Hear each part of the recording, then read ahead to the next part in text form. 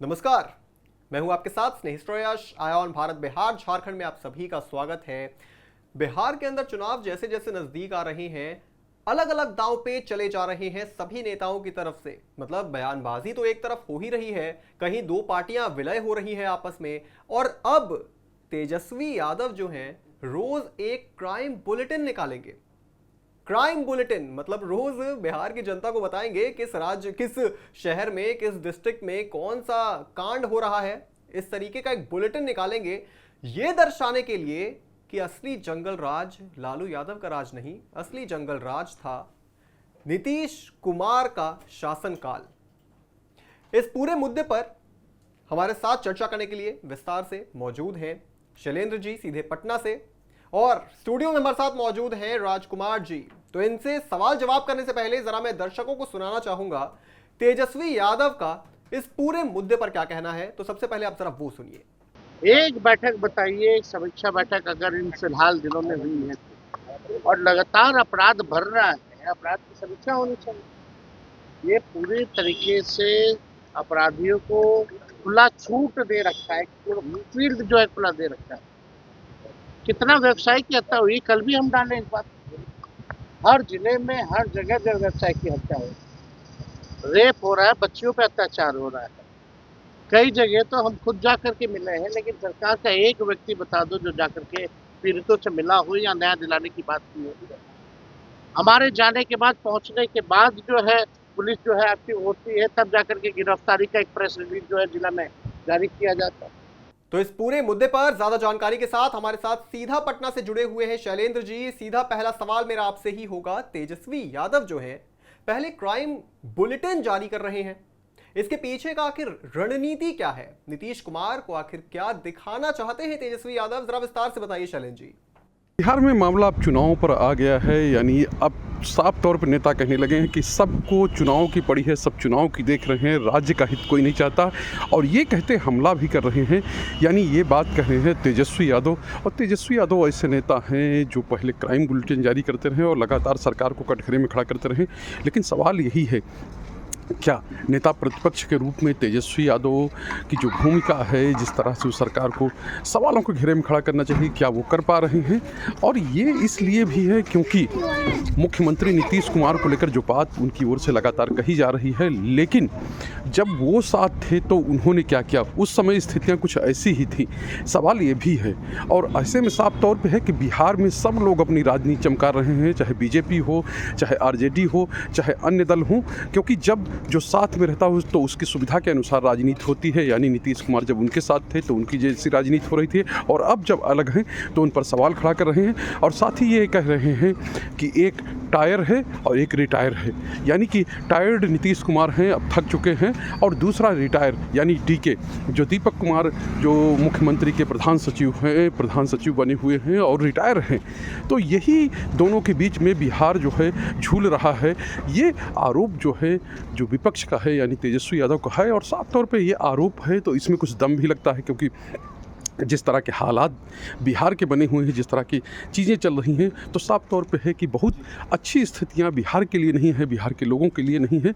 लेकिन अब चूंकि राजनीति है, राजनीति में बीजेपी जो सबसे बड़ा दल है वो अब चुपचाप है। चूँकि अगर विरोध में बीजेपी होती तो बीजेपी की ओर से भी ऐसे सवाल उठाए जाते जो तेजस्वी की ओर से उठाए जा रहे हैं। और अब जाहिर सी बात है कि ये सुविधा के अनुसार राजनीति का खेल है जो लगातार चल रहा है, और ये लगता है कि आगे भी चलता रहेगा।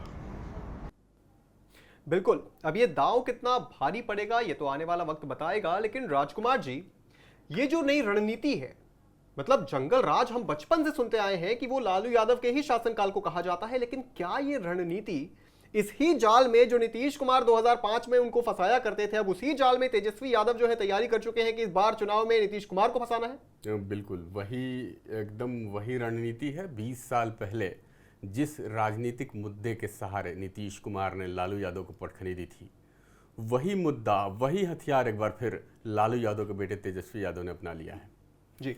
और उसी तरीके से जैसे उस समय हर चुनावी चर्चा में, हर चौपाल पे अपहरण उद्योग और लूट अपहरण क्या कहते हैं जंगल राज जी की बातें नीतीश कुमार कहा करते थे, समय जॉर्ज फर्नांडिस थे और शरद यादव भी हुआ करते, तो बड़े जोर शोर से इन लोगों ने मुद्दे को उठाया था।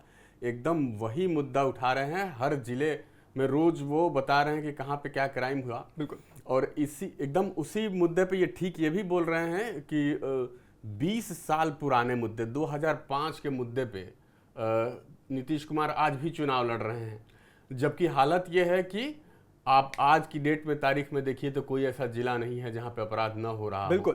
तो यही वजह है कि इस मुद्दे पे वो बैकफुट पे ढकेलने की कोशिश कर रहे हैं। हालांकि जिन्होंने जंगल राज को देखा है उसकी तुलना तो मतलब अतुलनीय है। मुझे नहीं लगता किसी राज्य में इस तरह की व्यवस्था रही होगी। जी वो नक्सलियों का दौर हो सकता है कि था जब उस समय के बिहार में और छत्तीसगढ़ या आंध्र प्रदेश में जो उस समय हुआ करता था, 30 साल पहले की बात है। बिल्कुल। तो वो हो सकता था, लेकिन उसके बाद जो बिहार में जंगल राज का दौर देखा तो उसी दौरान झारखंड अलग भी हुआ।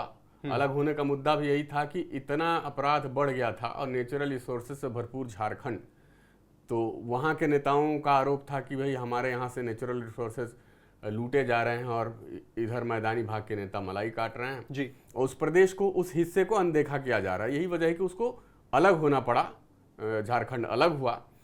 और अब वही मुद्दा जो है तेजस्वी यादव एक बार लेके घूम रहे हैं कि उस समय वो जंगल राज और अपहरण उद्योग कहते थे और आज की स्थिति वैसी ही है। तो अब और 20 जो है 20 साल का वो हवाला भी दे रहे हैं कि 20 साल काम कर चुके हैं। फिर नीतीश कुमार के कार्यशैली पे, उनकी सोच पे, उनके दिमागी चीज़ पे, कई तरह की बीमारियों का भी हवाला दे रहे हैं। तो ये मुद्दा तो काफ़ी अच्छा है, लेकिन कितना हिट होता है, क्योंकि आरजेडी के साथ अपहरण उद्योग और जंगल राज का दाग तो जुड़ा ही जुड़ा है।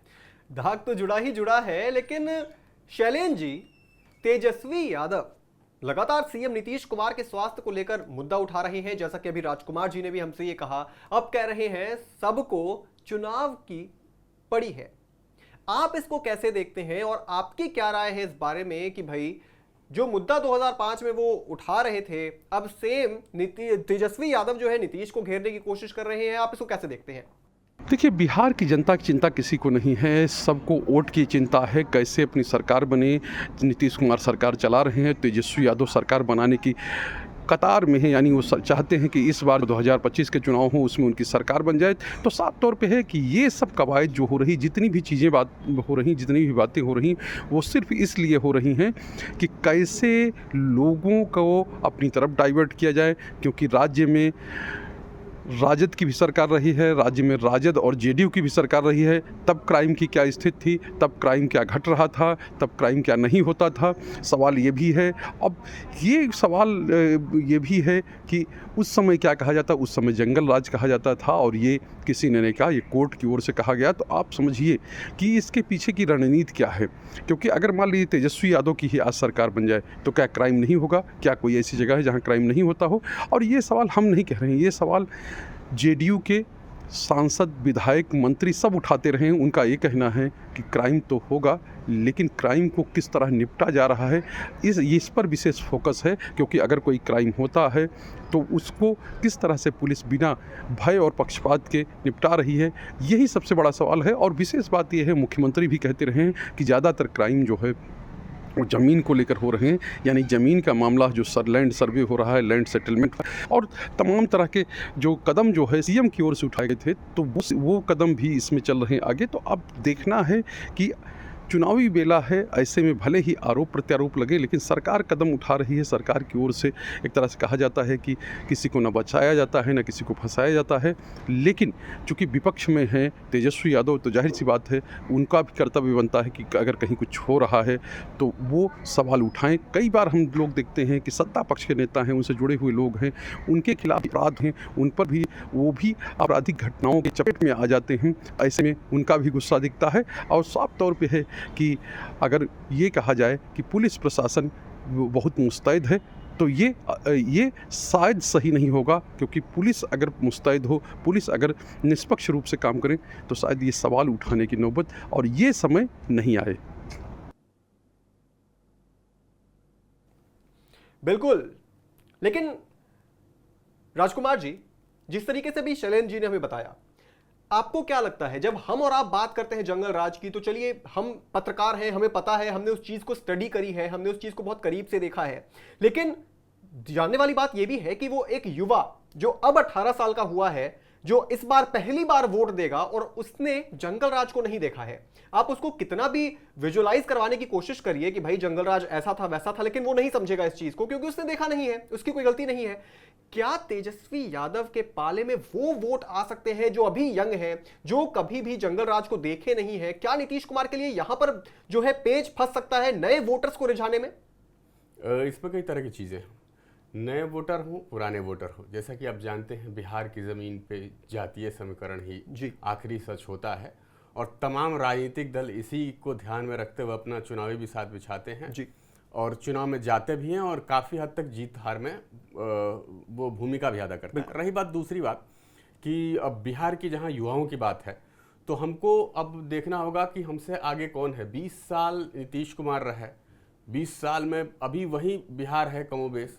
आप सड़कों को छोड़ दीजिए, इक्का दुक्का चीज़ें छोड़ दीजिए जो गिनाने के लिए तो पॉलिटिकल सैकड़ों चीज़ें हो सकती हैं कि हमने ये किया, लेकिन आप राष्ट्रीय स्तर पर देखिए तो बिहार वहीं पे खड़ा है, उसी पोजीशन पे जहां 20 साल पहले था या 35 साल पहले, लालू यादव का कार्यकाल भी जोड़ लीजिए तो। और पड़ोसी राज्य यूपी में देख लीजिए, अविश्वसनीय परिवर्तन हो रहा है। तो अब ये जो युवा पलायन कर रहा है वहां से, जो बाहर आ रहे हैं जा रहे हैं जी, वो तो देख रहे हैं कि क्या बदलाव हमारे यहाँ जरूरी है और क्या चीजें बाहर हो गया है जिस क्षेत्र में हमारा प्रदेश पीछे छूट गया है। बिल्कुल। तो ये चीजें ध्यान में रहेंगी। और इस मोर्चे पे देखा जाए तो नीतीश कुमार को भी बहुत ज्यादा, क्योंकि अब हर चुनाव में चौथी पांचवी बार आप इलेक्शन लड़ने जा रहे हैं और पांचवी बार एक ही मुद्दा है आपकी, उस समय आप डरा रहे हैं कि भाई वाला जंगल राज आ जाएगा। बिल्कुल। तो ये चीजें ठीक नहीं है, क्योंकि आपको बताने के लिए बहुत और सारी चीजें हो सकती थी जो आप नहीं बता पाए। ठीक है, कृषि प्रधान प्रदेश है और कहते हैं कि हमारे यहाँ 100% जमीन खेती की है, तो आपने कुछ ऐसा किसानों के लिए भी तो नहीं किया कि भाई वो आत्मनिर्भर हो जाए या किसी के क्षेत्र में क्रांतिकारी परिवर्तन आ जाए कि प्रदेश की दशा दिशा और जीडीपी जो है कृषि के भरोसे वो कायाकल्प उसका हो जाए। आज भी किसानों की भी हालत वही है, कोई खेती करना नहीं चाह रहा है। तो ये तमाम चीज़ों को देखना पड़ेगा। और जनता भी, अब कहते हैं कि बिहार की जनता बहुत जागरूक होती है, तो देखते हैं इस बार क्या होता है। बिल्कुल, क्योंकि अब बिहार भी नया है, बिहार की जनता भी नहीं है, और अब वो जमाना नहीं है कि आप पुराने जंगल राज 20 साल 25 साल के राज को गिनवा करके अब आप जो है बिहार के अंदर वोट हासिल कर सकते हैं। अब आपको आपके काम गिनाने होंगे। अब जनता आपसे उम्मीद करेगी क्योंकि आप काम करें। जब आपकी नई पीढ़ी, नीतीश कुमार जी की नई पीढ़ी, निशांत कुमार भी आ रहे हैं जब राजनीति में, तो जो वोटर्स हैं वो भी अब नई पीढ़ी है, अब वो पीछे हटने वाले हैं नहीं। तो अब वोटर्स भी जो है वोट देंगे काम के नाम पर, इतिहास के नाम पर नहीं। इस पूरी खबर पर आप क्या सोचते हैं दोस्तों? इस पूरी चर्चा पर आप क्या सोचते हैं दोस्तों? हमें कमेंट करके जरूर बताएं। इस चर्चा में हमारे साथ जुड़ने के लिए शैलेंद्र जी आपका बहुत बहुत शुक्रिया, राजकुमार जी आपका बहुत बहुत शुक्रिया। बिहार झारखंड से जुड़ी तमाम बड़ी खबरों को देखने के लिए आप देखते रहें आय ऑन भारत बिहार झारखंड।